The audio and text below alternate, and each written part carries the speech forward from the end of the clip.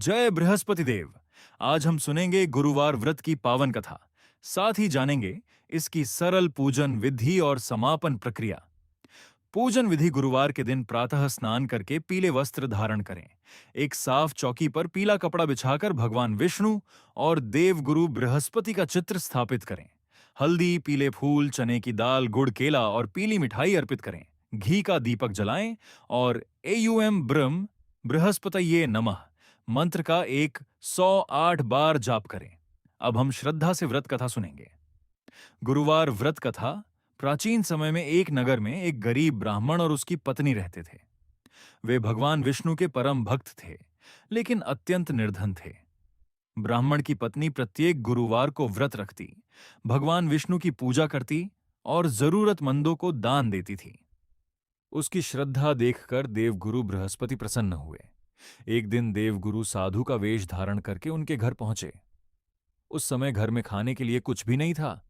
फिर भी ब्राह्मणी ने आदरपूर्वक उनका स्वागत किया और जो थोड़ा बहुत था वही प्रेम से उन्हें भोजन के रूप में अर्पित किया। साधु ने प्रसन्न होकर कहा, तुम्हारी भक्ति और सेवा से मैं बहुत प्रसन्न हूं। तुम्हारे घर में अब कभी धन और अन्न की कमी नहीं होगी। कुछ ही समय बाद उनके घर में सुख समृद्धि आने लगी।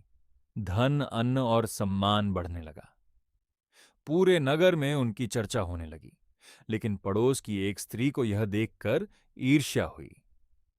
उसने ब्राह्मणी को समझाया कि हर गुरुवार व्रत करने की आवश्यकता नहीं है। उसकी बातों में आकर ब्राह्मणी ने व्रत और पूजा छोड़ दी।